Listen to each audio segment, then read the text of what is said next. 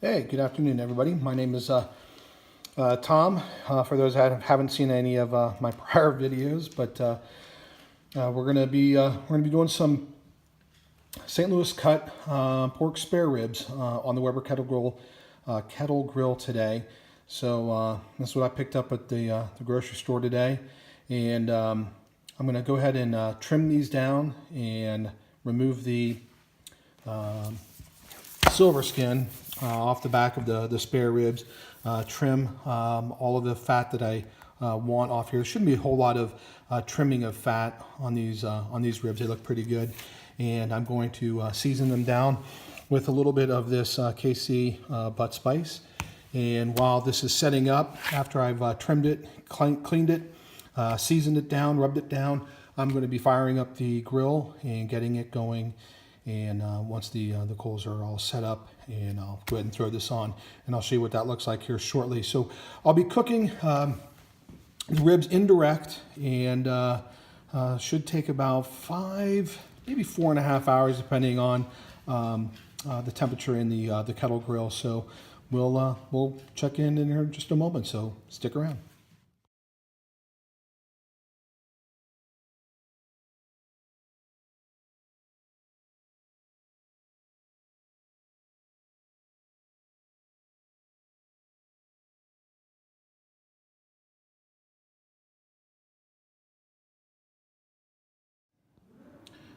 All right, so we're back. So I've gone ahead and trimmed the spare ribs down.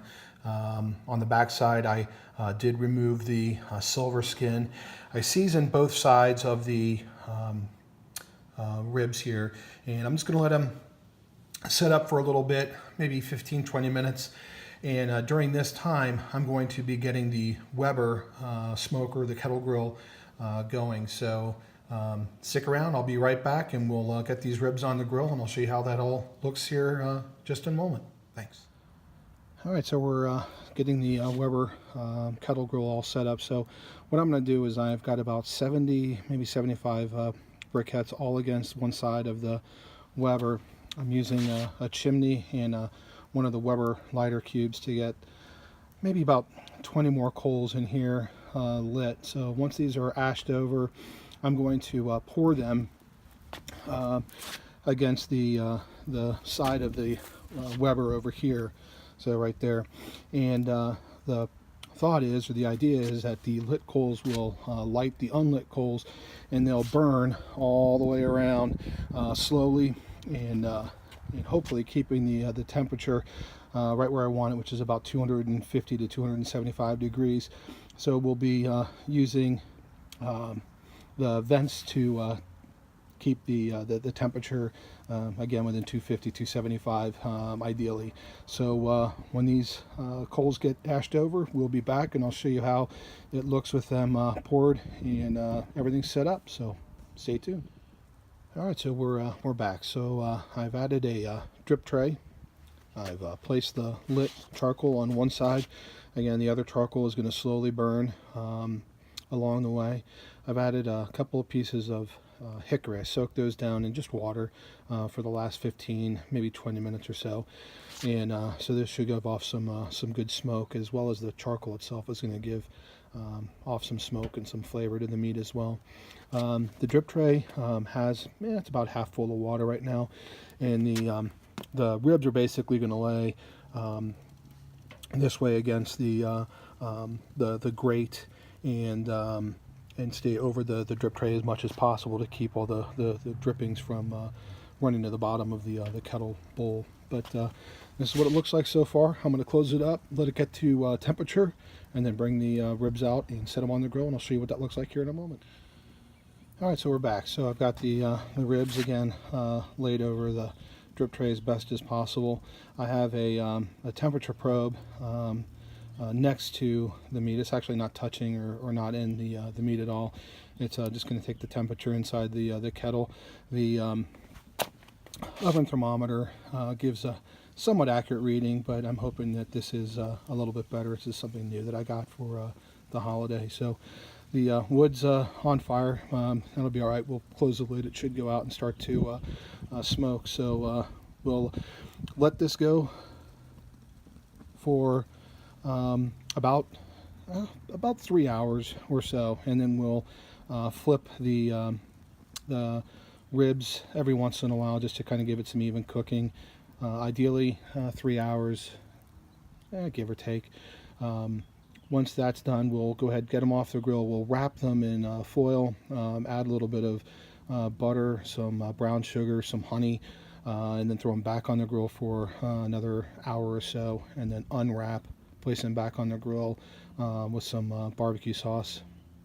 Should go for another 45 minutes, half hour, no more than another hour. So total cook time should be about 5 hours, maybe a little less than that. So here's how it looks. They look really, really good. So stay tuned. All right, so it's been about an hour and a half or so. The grill's been running a little hot, so I came out about an hour into the cook and adjusted the vents down on both the top and the bottom. I had the bottom open fully, and then the top was it had a half, and like I said, I adjusted them down a little bit on both. But here's how the coals look so far. Ribs are looking good. A little dark on this side. I might the bones are starting to pull away as well. I just see that now, but I still have a little bit of time to go before I wrap them. I am going to turn this around. It's getting dark on this side, and see if we can get it. See if we can give it a little bit of even cooking. But here's how it looks. Looks pretty good so far. So stay tuned. All right. So I just wanted to touch base with you again. Like I mentioned before, I had to adjust the vents. I did go ahead and add a little bit more charcoal to the grill here as well, and we're continuing to go with our cook. So we're working on headed towards hour number 3 here shortly. So I did go ahead and rotated the ribs around, and like I said, added more charcoal, and then adjusted the top vent almost maybe an 1/8 open now, and then the bottom vent is also about an 1/8 open. So trying to keep this temperature down to around 250, 275. It was spiking around 300, 305 just a moment ago. So we'll see how it turns out. Stay with me. All right, everybody. So it's been about 2.5 hours of the ribs being on the Weber smoking. So they've got plenty of color. They're actually getting a little darker than I wanted. I'm going to now wrap the ribs in foil. So I've got some butter and light brown, light brown sugar and a little bit of honey here. So I'm going to lay the ribs down bone side up, so the meat is sitting in all of this sugar, butter, and honey, and then I'm going to basically add sugar, butter, honey to the back of the ribs as well. I'll wrap them, I'll put them back on the grill, and let them go for at least another hour, and then like I said before, I'll unwrap, put them back out on the grill, sauce them, and then let them sit out on the grill for a half hour, 40 minutes, and again, no more than an hour, so the barbecue sauce will have a chance to tack up, and then it's time to eat. So stay with us, and we'll let you know how it turns out.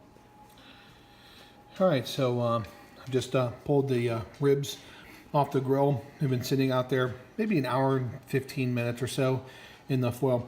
These ribs are done. There's no need for me to even put them back out on the grill with the barbecue sauce to tack up. So they're very tender. They've already basically broken apart right here.